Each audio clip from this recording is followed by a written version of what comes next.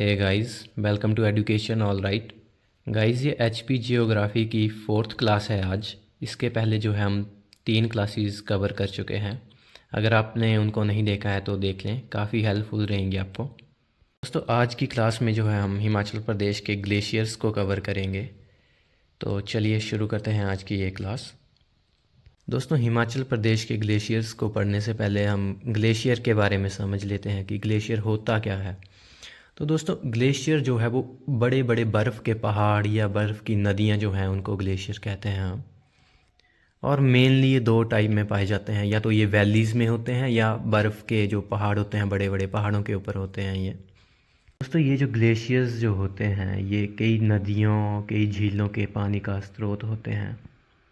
अभी मैं आपको आगे कवर भी करवाऊंगा कि हिमाचल प्रदेश की भी कुछ झीलें और नदियाँ जो हैं उनको जो कुछ ग्लेशियर्स जो हैं वो उनके पानी का स्रोत हैं।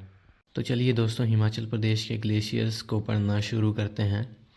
सबसे पहले तो हम ये जान लेंगे कि हिमाचल प्रदेश में जो स्थानीय भाषा है उसमें ग्लेशियर्स को क्या कहा जाता है। तो उसको शिगड़ी कहा जाता है।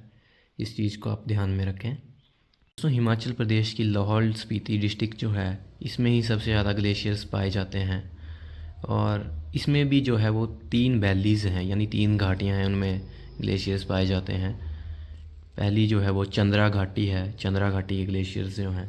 उसके बाद जो है आपकी बाघा घाटी है, बाघा घाटी के ग्लेशियर्स हैं।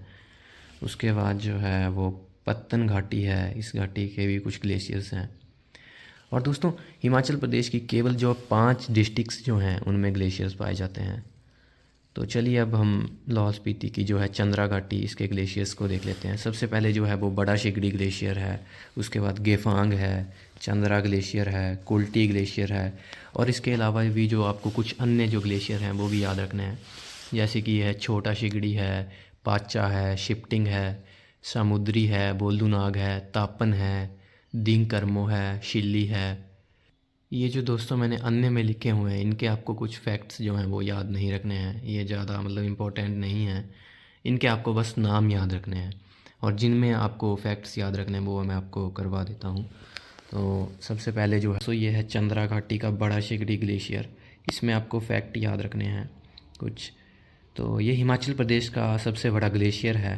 और इस ग्लेशियर की लंबाई जो है वो 25 किलोमीटर लंबा है ये। और अगर आप इसको गूगल वगैरह करेंगे तो वहाँ पे 27.7 किलोमीटर आता है। तो इसको जो है आप ऑप्शन के हिसाब से टैकल करेंगे अगर एग्ज़ाम में कुछ इस टाइप का क्वेश्चन आएगा तो। और दोस्तों, इस ग्लेशियर से जो है वो चंद्रा नदी को पानी मिलता है। और इस ग्लेशियर से जो है वो चंद्रताल झील भी बनी हुई है। ये मैं आपको बता देता हूँ कि बड़ा शिगड़ी ग्लेशियर कैसा दिखता है। ये देखिए, मैं आपके सामने बता देता हूँ। तो ये है बड़ा शिगड़ी ग्लेशियर, ये आपके सामने इसकी इमेज है, जो हिमाचल प्रदेश का सबसे बड़ा ग्लेशियर है। आगे हम गेफांग ग्लेशियर के कुछ फैक्ट्स को देख लेते हैं। लाहौल के गेफांग देवता के नाम पर जो है वो इसका नाम रखा गया है, गेफांग ग्लेशियर का। और गेफांग पर्वत चोटी जो है वो लाहौल का मणिमहेश कहा जाता है इसको। और दोस्तों, इसकी आकृति जो है वो स्विट्ज़रलैंड के मैटरहॉर्न जैसी है, यानी स्विट्ज़रलैंड में जो एक चोटी है मैटरहॉर्न, उसकी तरह जो है वो इसकी आकृति है। ये आपको मैं बता भी देता हूँ। आप अपने सामने देख सकते हैं, ये है गेफांग पीक। और अभी मैं आपको जो है मैटरहॉर्न बता देता हूँ। ये है मैटरहॉर्न जो स्विट्ज़रलैंड में एक पीक है। तो इसमें बोला जाता है कि ये इसकी आकृति की तरह है गेफांग ग्लेशियर जो है। चंद्रा ग्लेशियर के फैक्ट्स को देख लेते हैं। इससे जो है चंद्रताल झील की उत्पत्ति हुई है।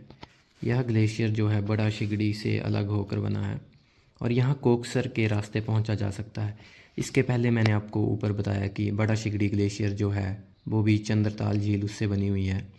तो दोस्तों, ये ग्लेशियर जो है यह भी बड़ा शिगड़ी से अलग होकर बना है।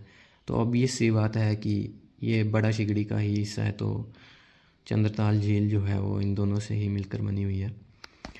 तो चलिए आगे कुल्टी ग्लेशियर की तरफ बढ़ते हैं। यहाँ पे भी जो है कोकसर के पास जो स्थित है ये, और रोहतांग पार करने पर दिखता है यह। तो दोस्तों, चलिए अब बाघा घाटी के ग्लेशियर्स को देख लेते हैं। सबसे पहले तो बाघा घाटी के नाम पर ही बाघा हिमनद है, यानी बाघा ग्लेशियर है। तो यह हिमनद जो है वो बाघा नदी को जल देता है। और यहाँ कोकसर और टांडी के रास्ते पहुँचा जा सकता है, ठीक है। उसके आगे हम देख लेते हैं लेडी ऑफ केलोंग ग्लेशियर है। दोस्तों जिन ग्लेशियर्स में आपको हाइट याद रखनी है उनकी मैंने हाइट भी लिख दी हुई है, तो आप इसकी हाइट को याद कर लें, ये इम्पोर्टेंट है।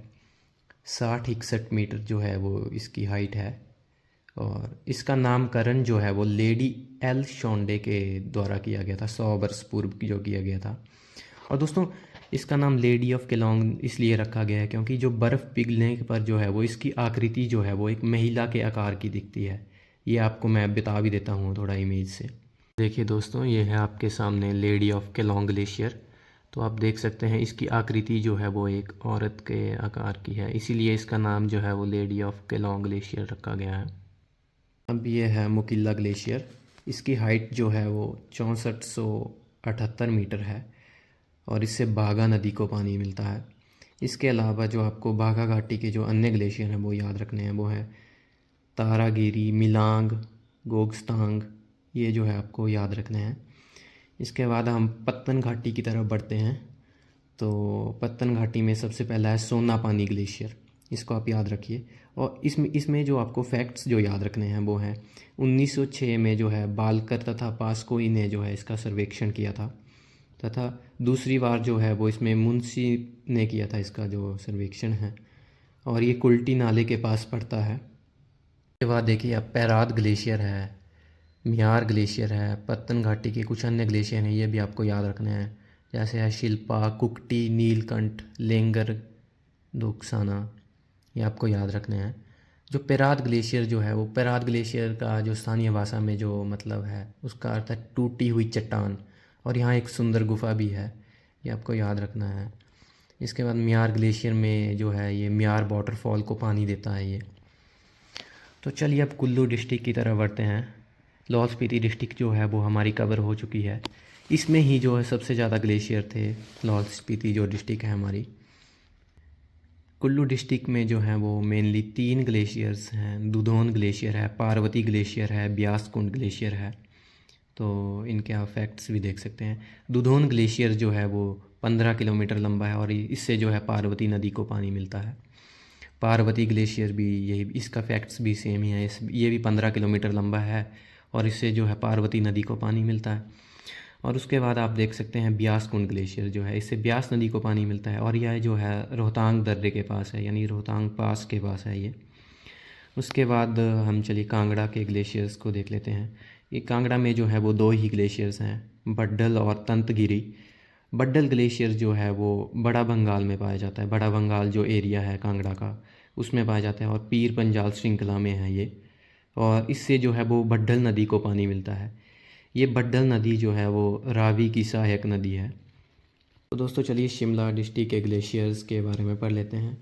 दोस्तों शिमला डिस्ट्रिक्ट जो है वो इसमें एक ही ग्लेशियर है, और उसका नाम है चंद्रनाहन ग्लेशियर, और इसके जो फैक्ट्स हैं वो आप देख लीजिए। ये जो है वो रोहडू की चांसल चोटी पर है, और इससे जो है पब्बर नदी को पानी मिलता है। और इसके बाद चलिए हम किन्नौर का देख लेते हैं। किन्नौर में जो है वो 2 ग्लेशियर्स हैं, एक है गारा और एक है बसपा। गारा से है जो है वो गारा खड्ड को पानी मिलता है, और जो बसपा ग्लेशियर है इससे बसपा खड्ड को पानी मिलता है। तो दोस्तों यही थे हिमाचल प्रदेश के जो मेन इम्पोर्टेंट जो ग्लेशियर्स हैं, तो इनको आपने याद रखना है। और आज की क्लास को यहाँ पे ही ख़त्म करते हैं, और मिलते हैं कल नए टॉपिक के साथ नई क्लास में। और चैनल को सब्सक्राइब कीजिए, और वीडियो को लाइक और शेयर कीजिए ज़्यादा से ज़्यादा। धन्यवाद।